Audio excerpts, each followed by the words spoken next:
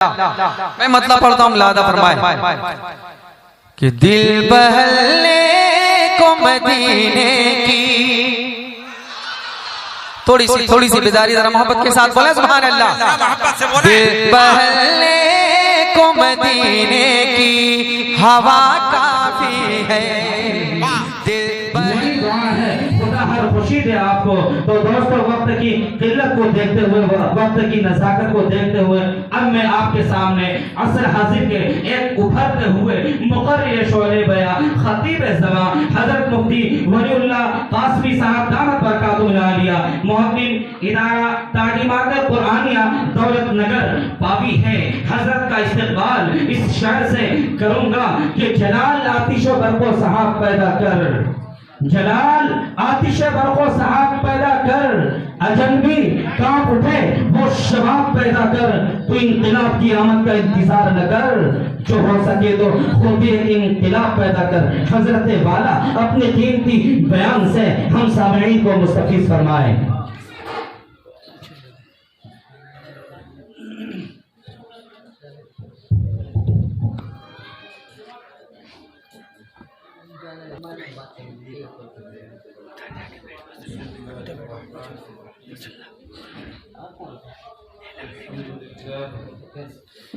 الحمد لله رب العالمين، والصلاة والسلام على نبيه محمد سيد المرسلين وعلى آله وصحبه أجمعين، أما بعد، فأعوذ بالله من الشيطان الرجيم، بسم الله الرحمن الرحيم، ذلك الكتاب لا ريب فيه، وقال الله تعالى في موضع آخر، كتاب أنزلناه إليك لتخرج الناس من الظلمات إلى النور، صدق الله العظيم۔ وقال النبي صلى الله عليه وسلم، خيركم من تعلم القرآن وعلمه، او كما قال علیہ الصلاة والسلام۔ قابل صد احترام علماء اکرام، مہمانان اعظام اور عزیز طلبہ، آج آپ کے اس محبوب ادارہ دارالعلوم محمدیہ میں حفظ تکمیل قرآن کریم کے مبارک موقع پر یہ مبارک محفل منعقد ہو رہی ہے۔ بے پناہ قابل مبارکباد ہے اس ادارے کے محتمل، یہاں کے خادمین و اساتذہ کہ جن کی مساعی جمیلہ سعی پہم اور جہد مسلسل کے نتیجے میں یہ بچے حافظ قرآن ہوئے، اور ان کے اعزاز و اکرام کے لیے یہ خوبصورت ترین مبارک ترین مجلس سجائی گئی۔ دعا کرے کہ اللہ رب العزت ان طلبہ کو، آج کی اس محفل و مجلس کو، یہاں کے شرکاء کو قبول فرما لیں۔ قرآن مقدس اللہ کی آخری کتاب ہے، اس دنیا انسانیت کی ہدایت کے لیے مختلف مواقع پر اللہ رب العزت نے اپنے انبیاء و رسول کو بھیجا، اور آسمان سے اپنے صحیفے اور کتابیں نازل فرمائی، اور قرآن مقدس ان میں سب سے آخری، ازلی، عالمی، آفاقی اور دائمی کتاب ہے۔ جب یہ قرآن ختم ہو جائے گا، اس کے سیکھنے والے ختم ہو جائیں گے، سکھانے والے ختم ہو جائیں گے، تو یہ خوبصورت ترین دنیا بھی ختم ہو جائے گی۔ اور آج قرآن مقدس پر، اس کے پڑھنے والوں پر، پڑھانے والوں پر، جن جگہوں پہ یہ قرآن پڑھایا جاتا ہے ان پر مختلف انداز میں طعنہ زنی کی جاتی ہے، اعتراضات کیے جاتے ہیں، گلے اور شکوے کیے جاتے ہیں۔ آج کے اس ماڈرن زمانے میں جدید ذرائع اور ابلاغ کے ذریعے کہیں تو قرآن پر اعتراضات کیے جاتے ہیں، ویسے تو قیامت تک پیدا ہونے والے ہر اعتراض کا جواب اللہ کے نبی علیہ السلام پر نازل ہوئے اس قرآن میں پہلے ہی موجود ہے۔ جو اعتراضات پہلے ہوئے تھے ان کا بھی جواب موجود ہے، جو ہو رہے ہیں ان کا بھی جواب موجود ہے، اور جو قیامت تک ہوگے ان کا بھی جواب پہلے ہی موجود ہے ایکسٹرا۔ اسی لیے قرآن مقدس کی دوسری سورت کی پہلی آیت کے اندر اللہ رب العزت نے ایک ایسا دعویٰ کیا ہے، ایک ایسی بات کہی ہے کہ اس دنیا انسانیت کے بیچ اللہ کی اس دھرتی پر بے شمار کتابیں لکھی جا رہی ہیں، مختلف موضوعات پر لکھی جا رہی ہیں۔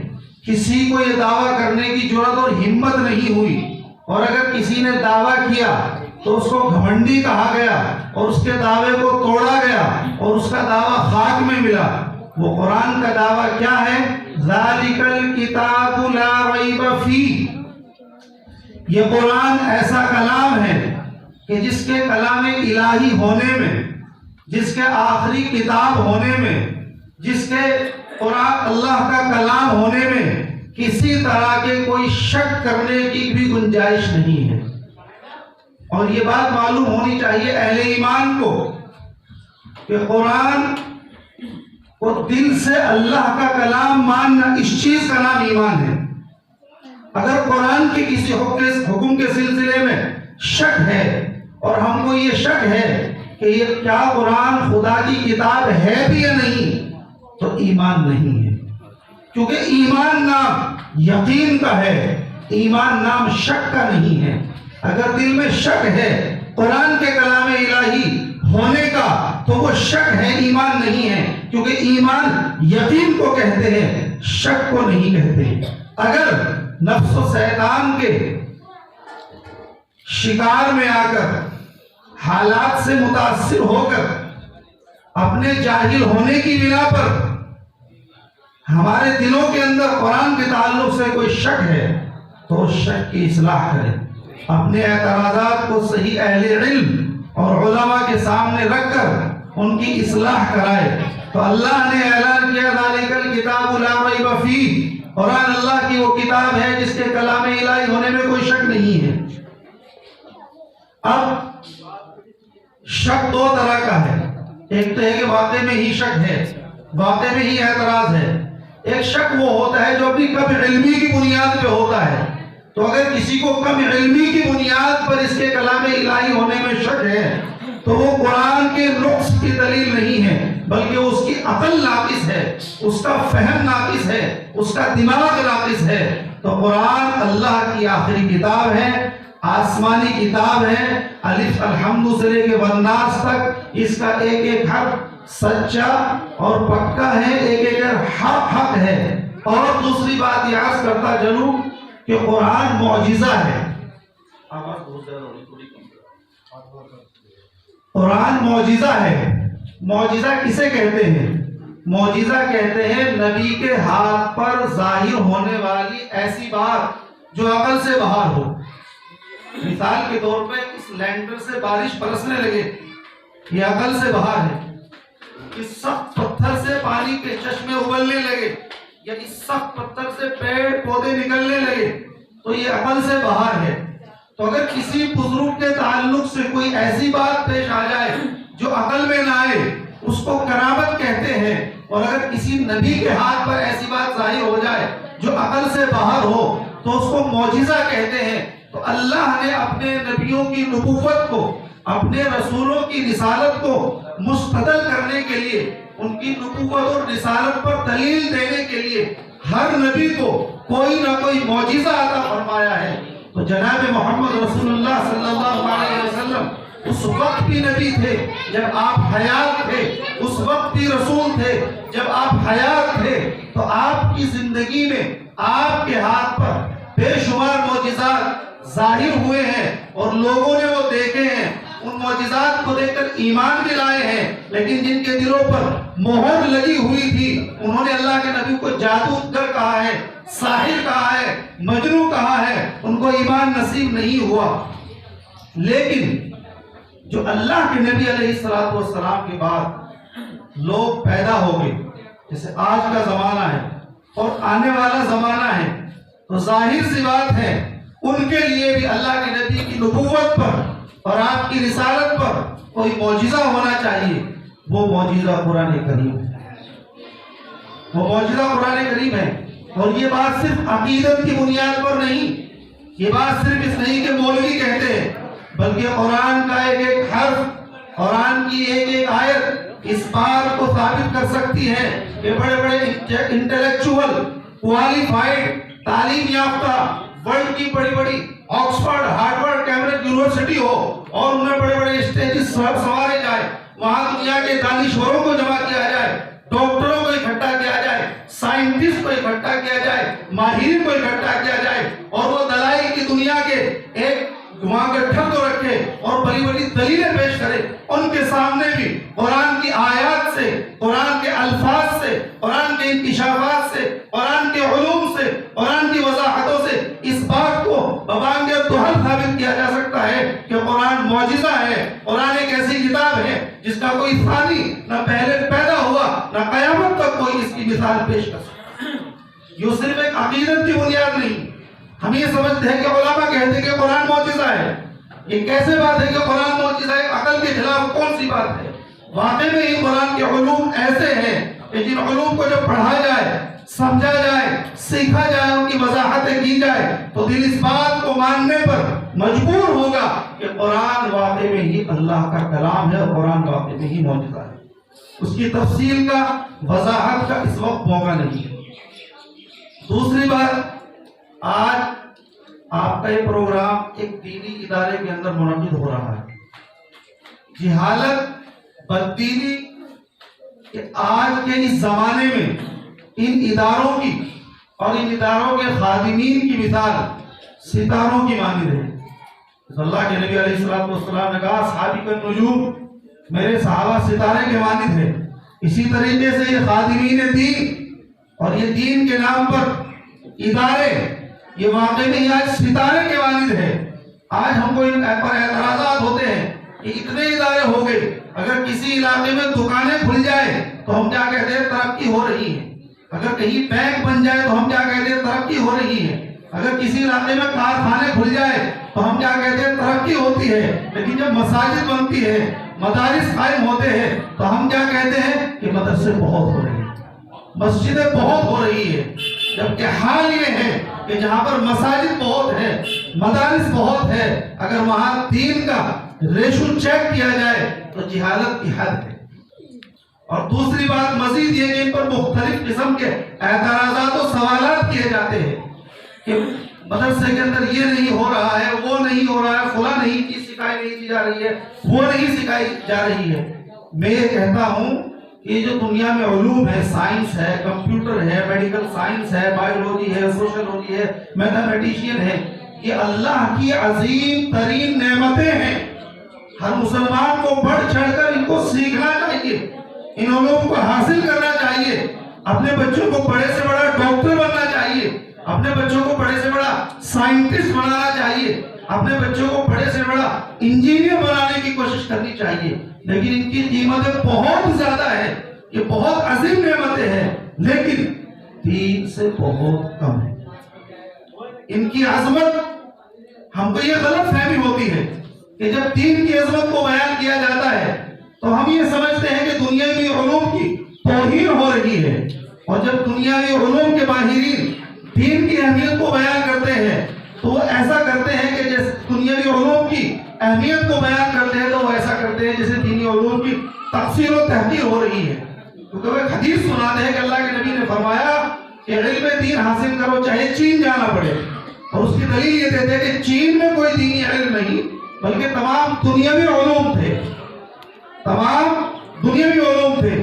انہی صاحب سے اگر یہ معلوم کیا جائے کہ آپ کو دنیاوی علوم کی فضیلت پر ایک حدیث یاد ہے، آپ ایک حدیث دین علم کی فضیلت کو بھی سنا دیجئے تو ان کو یاد نہیں ہوتی. معلوم یہ کہ وہ ان علوم کی اہمیت کو بیان کر رہے ہوتے ہیں لیکن دینی علم کی اہمیت ان کی نظر میں نہیں ہوتی. تو یہ ایک ڈس بیلنس ہے، یہ اعتدال پسندی کے خلاف ہے، یہ انصاف کے خلاف ہے. تمام چیزیں اہم ہیں لیکن دین سے اہم نہیں. آپ نے اپنے بچوں کو بہت بڑا ڈاکٹر بنایا، بہت اچھا کیا، لیکن اگر آپ نے اس کو بے دین کر دیا، جتنا آپ نے اچھا کیا تھا اس اچھے سے کہیں زیادہ آپ نے خراب کیا. آپ نے اپنے بچوں کو بہت بڑا سائنٹسٹ بنا دیا، بہت اچھا کام کیا، لیکن اگر آپ نے اس کو دین سے محروم رکھ دیا تو اس اچھے سے بڑا خراب کام آپ نے اس کو دین سے محروم رکھ دیا. غرض یہ ایک مرتبہ دنیاوی چیزوں پر کمپرومائز کیا جا سکتا ہے لیکن دینی معاملات پر کمپرومائز نہیں کیا جا سکتا. اگر کسی نے کیا ہے، کوئی کر رہا ہے تو وہ اپنے ساتھ دھوکا کر رہا ہے اور وہ اندھیرے میں ہے اور وہ گمراہی میں ہے. اور ان اداروں کا مقصد پھر دوسری بات میں عرض کرتا ہوں کہ ہمارے احباب یہ کہتے ہیں کہ ہمارے مدارس میں دنیاوی علوم کیوں نہیں پڑھائے جا رہے ہیں. ہم یہ کہتے ہیں کہ بالکل پڑھانے چاہیے. الحمدللہ میں بھی 2 ادارے چلاتا ہوں، وہاں بھی پڑھائے جاتے ہیں، بالکل پڑھانے چاہیے. لیکن مدرسے میں بچے کتنے جاتے ہیں؟ 2%. 98% بچے اسکولوں میں جا رہے ہیں. جو ہمارے ساتھی یہ کہتے ہیں کہ مدرسے میں دنیاوی علوم کیوں نہیں پڑھائے جا رہے ہیں، وہ اس بات کو کیوں نہیں کہتے کہ اسکول کے اندر دینی علوم کیوں نہیں پڑھائے جا رہے ہیں. 2 لوگ دنیاوی علوم سے محروم ہے، 2%. ان کی آپ کو تکلیف ہے یقیناً ہونی چاہیے، لیکن جو 98% بچے دین سے محروم ہیں، جن کا ایمان خطرے میں ہے، جن کی نسلوں سے دین کے ختم ہونے کا خطرہ ہے، ان کے دین کی فکر آپ کو کیوں نہیں ہے؟ تو یہ ایک میں کہہ رہا تھا ڈس بیلنس ہے، اعتدال پسندی کے خلاف ہے. تو اس تعلق سے بہت فکر مند ہونے کی کوشش کرنے کی ضرورت ہے. تو اعتراضات کے بجائے بات کو سمجھنے اور سمجھانے کی ضرورت ہے. ہمارے جو اہل علم حضرات ہیں، حالات کی نزاکت کو دیکھتے ہوئے وہ جتنی بھی جدت اور ماڈرنائز اپنے اداروں کو کر سکتے ہیں اور جدید علوم سکھا سکتے ہیں، وہ بہت ضروری ہے، بہت اہمیت کا حامل ہے. لیکن اس کی کوشش بھی بڑے پیمانے پر کیے جانے کی ضرورت ہے کہ ہمارا جو طبقہ دینی علوم سے غافل ہے، دینی علوم سے محروم ہے، آج ہمارے پاس صرف 2% غریب بچوں کو دین کی تعلیم و تربیت دینے کا انتظام ہے. باقی 98% جس میں جوان بھی ہے، بوڑھے بھی ہے، بچے بھی ہیں اور یہ عورتیں بھی ہیں، لڑکیاں بھی ہیں، بڑی عورتیں بھی ہیں، ان کی تعلیم و تربیت کا ہمارے پاس، ان کو دین سیکھنے اور سکھانے کا ہمارے پاس کوئی انتظام نہیں ہے. جبکہ یہ دین صرف یہ بچوں کے لیے نہیں ہے. جو والد اپنے بچوں کو چھوڑنے آتا ہے وہ کیوں دین نہیں سیکھتا؟ اس کا دادا کیوں دین نہیں سیکھتا؟ ہاسپٹل میں رہنے والا ڈاکٹر کیوں دین نہیں سیکھے گا؟ انجینئر کیوں دین نہیں سیکھے گا؟ ماسٹر کیوں دین نہیں سیکھے گا؟ بوڑھا کیوں دین نہیں سیکھے گا؟ کیا صرف قرآن بچے ہی پڑھنے کے لیے ہے؟ قرآن و حدیث سے، صحابہ کے عمل سے، اکابرین کے عمل سے کیا اس بات کی کوئی مثال ملتی ہے، کوئی دلیل ملتی ہے کہ بچے ہی دین سیکھیں گے؟ یہ بڑی افسوس کی بات ہے کہ ہم نے ایک کلچر بنا لیا، ایک رواج بنا لیا، ایک دستور بنا لیا کہ ایک والد جس کو نماز یاد نہیں ہے، جس کو پاکی ناپاکی کے مسائل معلوم نہیں ہے، جس کو دین کی ضروری معلومات نہیں ہے، وہ بہت کوشش میں لگا ہوا ہے کہ میرا بچہ حافظ بن جائے. بہت قابل مبارکباد ہے، لیکن بھائی وہ کیوں قاعدہ نہیں پڑھ رہا ہے؟ وہ کیوں پاکی ناپاکی کے مسائل نہیں سیکھ رہا ہے؟ وہ کیوں تجارت کے حلال و حرام کے مسائل معلوم نہیں کر رہا ہے؟ تو غرض یہ بات کہنے کا مقصد یہ ہے کہ سماج کے ہر طبقے کے لیے، چاہے وہ چھوٹا ہو یا بڑا ہو، عورت ہو یا مرد ہو، بوڑھا ہو یا جوان ہو، امیر ہو یا غریب ہو، وہ نوکری کرنے والا ہو یا مزدوری کرنے والا ہو، وہ ڈاکٹر ہو یا انجینئر ہو، ہر کسی کو دین سیکھنا چاہیے، ہر کسی کو دین سکھانے کی تحریک چلانی چاہیے. ہم کوئی ارادہ ہی نہیں رکھتے، ایک دستور بنا دیا کہ غریب گھرانوں کے کچھ منتخب بچے کسی ادارے میں جا کر قرآن کو پڑھیں گے اور ہم چندہ دے کر دین حاصل کر لیں گے، ہم چندہ دے کر ثواب حاصل کر لیں گے. لیکن آپ کے ذمہ جو اللہ رب العزت نے دین کی ذمہ داری عائد کی تھی وہ چندہ دینے سے پوری نہیں ہوگی، وہ کسی کو محض حافظ قرآن بنا دینے سے پوری نہیں ہوگی، وہ عمل آپ کا اپنی جگہ بے پناہ قابل احترام ہے، بے پناہ قابل مبارکباد ہے، لیکن اس عمل کے کر لینے سے دوسری ضرورت پوری نہیں ہوگی۔ میں اس کی ایک مثال دیا کرتا ہوں کہ جیسے ہم دنیاوی معاملات میں لائن طے کرتے ہیں نا، ایک والد کے 4 بیٹے ہوتے ہیں، اس کی کوشش ہوتی ہے کہ ایک کو تمہیں انجینئر بنا دو، ایک کو ڈاکٹر بنا دو، ایک کی پولیس میں بھرتی کرا دو، ایک کو IAS بنا دو۔ یہ دنیاوی علوم ایک لائن ہے، لیکن دین کوئی لائن نہیں ہے۔ جس طریقے سے ہر انسان کے لیے کھانا ضروری ہے، ہر انسان کے لیے سونا ضروری ہے، ہر انسان کے لیے پہننا ضروری ہے، گھر میں یہ ڈیوٹی نہیں لگائی جا سکتی کہ ایک بھائی سونے کا کام کر لے، ایک بھائی کاروبار کا کام کر لے، ایک بھائی کپڑے پہننے کا کام کر لے، ایک بھائی کھانا کھانے کا کام کر لے۔ ایک بہت مضحکہ خیز حرکت ہوگی۔ جس طریقے سے ہر انسان کے لیے کھانا ضروری ہے، ہر انسان کے لیے سونا ضروری ہے، ہر انسان کے لیے کھانا کمانا ضروری ہے، اسی طریقے سے ہر انسان کے لیے دین سیکھنا ضروری ہے۔ آپ اس کو کسی بھی لائن میں ڈالیں، کسی کو نوکری پیشے پر لگائیں، کسی کو بزنس مین بنائیں، کسی کو کسی چیز کا ماہر بنائیں، لیکن دیندار ہر کسی کو بنانا، ہر کسی کا بننا یہ فرض ہے۔ دیندار بننا فرض ہے۔ حافظ قرآن بننا ایک مستحب عمل ہے۔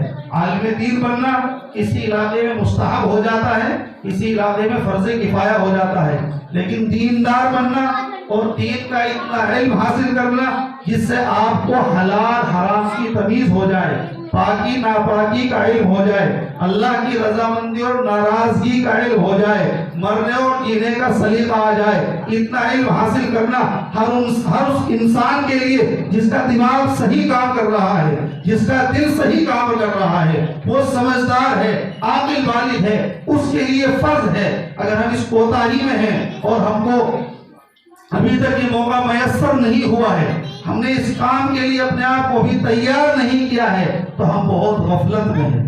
اور میں کہا کرتا ہوں کہ اگر انسان کی زندگی دین سے غافل ہو کر گزر رہی ہے، مرنے کے بعد والی زندگی سے غافل ہو کر گزر رہی ہے، تو وہ زندگی ہوش مندی کی زندگی نہیں ہے، بلکہ بے ہوشی کی زندگی ہے۔ تو ایسی بے ہوشی کی زندگی سے توبہ کر کے ہوش مندی کی زندگی میں آنے کی ضرورت ہے، اور آج سے ہی ارادہ کرنے کی ضرورت ہے کہ انشاءاللہ ہم دین کو سیکھیں گے بھی، اور دین کے سیکھنے اور سکھانے کا ماحول بھی پیدا کریں گے۔ آج تو اس کے ذرائع بہت آسان ہیں۔ آج بھی دنیا میں ایسے ایسے ممالک، ایسی ایسی جگہیں موجود ہیں کہ جہاں لوگ اپنے بچوں کو ایک ایک ہفتے میں ایک ایک کلاس کرانے کے لیے 100 150 کلومیٹر کا سفر کر کے جاتے ہیں، یا بچے کو ایک ہفتے میں اتوار کے دن لے کے جاتے ہیں، 1.5 گھنٹہ پڑھانے کے لیے 200 کلومیٹر، 1.5 گھنٹہ پڑھوا کے پھر اس کو لے آئے، پھر ایک ہفتے کے بعد پھر اس کو لے کے جا رہے ہیں۔ لیکن ہمارے ملک ہندوستان میں آپ کو گلی گلی، محلے محلے، بستی بستی اچھے ادارے، اچھے حفاظ، اچھے علماء، اچھی مدارس، اچھی مساجد، اچھے مدارس میسر ہے۔ یہ آپ کے لیے بڑی سعادت مندی اور خوش قسمتی کی بات ہے کہ آپ بسہولت قرآن سیکھ سکتے ہیں،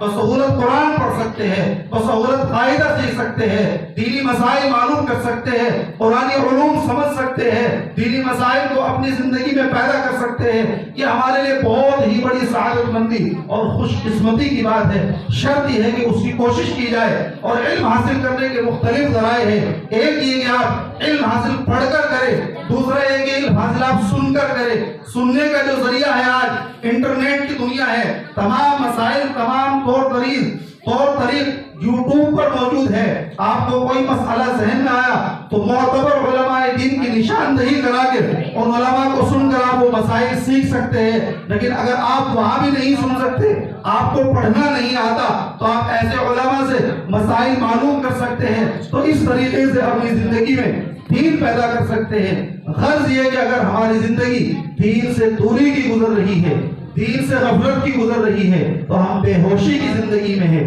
اندھیرے کی زندگی میں ہے۔ اور قرآن کا جو مقصد ہے، کتاب انزلناہ الیک لتخرج الناس من الظلمات الی النور، اللہ نے فرمایا اے حبیب میں نے یہ کلام تم پر اس لیے نازل فرمایا تاکہ آپ اس کلام کے ذریعے لوگوں کو اندھیروں سے نکال کر روشنی میں لائیں۔ تو قرآن کا مقصد لوگوں کو کفر کی، شرک کی، فسق کی، بزدلی کی، نفاق کی، जहालत के अंधेरों से निकाल कर हिदायत की, तौहीद की, रिसालत की, अल्लाह के तारुफ की, मरने के बाद वाली जिंदगी के यकीन की रोशनी में लाना, ये कुरान का मकसद है। और जाहिर बात है जो लोग कुरान को पढ़ते और पढ़ाते हैं उनका भी मकसद यही होगा। और जाहिर बात है जिन जगहों पर कुरान पढ़ाया जाता है उन जगहों का मकसद भी यही होगा कि लोगों को अंधेरों से निकालकर, गुमराही से निकालकर, जहालत से निकालकर, कत्ल गारतगिरी के माहौल से निकालकर, शिर्क और कुफ्र से निकालकर अल्लाह का तारुफ कराया जाए, मरने के बाद वाली जिंदगी का यकीन दिलाया जाए, जन्नत और जहन्नम के यकीन को दिलों के अंदर बेबस और नासिख किया जाए। अल्लाह रब्बुल इज्जत हम सबको फहम सलीम नसीब फरमा दे और हमारे दिलों के अंदर इल्म दीन की, कुरान मुक़द्दस की, मदारिस की, अहले मदारिस की मोहब्बत और अज़मत बेबस फरमा दे। और जिंदगी का जो कीमती हिस्सा गफलत और इस्यान की हालत में गुजर गया, अल्लाह रब्बुल इज्जत बाकी जिंदगी न जाने सालों में बाकी है या महीनों में बाकी है, ये जिंदगी के घंटे और लम्हे मालूम बाकी है, किसी को मालूम नहीं। अल्लाह रब्बुल इज्जत बाकी मान का जिंदगी को अपनी शरीयत और सुन्नत और अपनी मर्जी और मंशा के मुताबिक गुजारने की तौफीक नसीब फरमाए। वाखिरु दावाना अनिल हम्दुलिल्लाहि रब्बिल आलमीन।